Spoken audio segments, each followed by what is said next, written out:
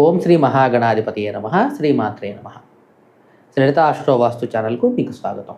మనం ఇంతకుముందు చెప్పుకున్నటువంటి వీడియోలో ఈ యొక్క యోగములు అనేవింటి అంటే ఏంటి, అలాగే అవి ఎన్ని రకాలు ఉన్నాయి చూసుకుందాం. ఇప్పుడు ఒకవేళ పంచాంగంలో మనకి యోగములు లేకపోతే మనం వాటిని ఏ విధంగా సాధించుకోవాలి, ఎలా మనం ఇవాళ ఏ యోగం ఉంది అనేది మనం ఎలా తెలుసుకోవాలి అనేది ఇప్పుడు చూద్దాం.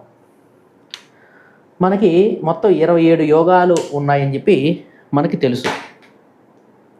అయితే ఎగ్జాంపుల్ నేను ఈరోజు డేట్ తీసుకున్నా 16వ తారీఖు ఏప్రిల్ నెల, అలాగే 2026. ఈరోజు నక్షత్రం వచ్చేసరికి ఉత్తరాభాద్ర నక్షత్రం ఉంది. ఈ యొక్క రవి సంచారం వచ్చేసరికి అశ్విని నక్షత్రం 1వ పాదంలో రవి సంచారం ఉంది. ఇప్పుడు ఈరోజు మనం యోగాన్ని సాధించాలి. ఎలా సాధించాలంటే ముందు రవి యొక్క సంఖ్య మనం తెలుసుకోవాలి. రవి సంఖ్య అంటే పుష్యమీ నక్షత్రం మొదలుకొని పుష్యమీ నక్షత్రం మొదలుకొని ఈరోజు రవి ఉన్న నక్షత్రం, రవి ఎక్కడ ఉన్నాడు, ఏ నక్షత్రం దాకా ఉన్నాడో ఆ నక్షత్రం దాకా మనం లెక్క వేసుకోవాలి. పుష్యమీ నక్షత్రం నుంచి కూడా మొదలు తీసుకుని ఈరోజు ఉన్న నక్షత్రం అశ్విని నక్షత్రానికి మనం లెక్కేసుకోవాలి. పుష్యమి, ఆశ్లేష, మగ, పొబ్బ అట్లా లెక్కేసుకుంటూ వెళ్తే మనకు వచ్చేసరికి రవి నక్షత్రం వచ్చేసరికి 21 వచ్చింది.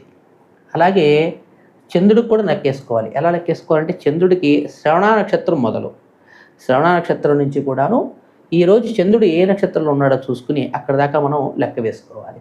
అయితే ఈరోజు చంద్రుడు మనకి పంచాంగంలో ఇచ్చినట్లు ఉత్తరాభాద్రలో ఉన్నారు కాబట్టి శ్రవణం మొదలు, శ్రవణం నుంచి మనం ఈ ఉత్తరాభాద్ర వరకు లెక్కేసుకుంటే మనకి చంద్ర సంఖ్య 5 వచ్చింది. ఈ రెండు కలిపితే మనకి 26 వచ్చింది. 26 అంటే ఏంటి, మనకి ఐంద్ర అనమాట. అంటే ఈరోజు యోగం, ఈ నక్షత్రానికి ఉన్న యోగం ఈరోజు ఐంద్ర యోగం ఉన్నది మనకి.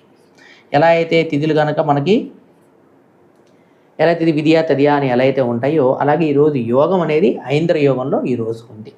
అంటే ఈరోజు మంచి రోజు. ఈ ఐంద్ర యోగంలో శుభకార్యాలు చేసుకోవచ్చా లేదా మనం చూసుకుని దాన్ని బట్టి శుభకార్యాలు మనం చేసుకోవచ్చు అనమాట. ఈ విధంగా యోగాన్ని మనం సాధించుకోవచ్చు. ఇంకా ఎవరైనా ఈ ఛానల్ని సబ్స్క్రైబ్ చేసుకోకపోతే సబ్స్క్రైబ్ చేసుకోండి. అలాగే అందరికీ కూడా, మీ మిత్రులందరికీ కూడా షేర్ చేయండి, లైక్ చేయండి. ధన్యవాదాలు.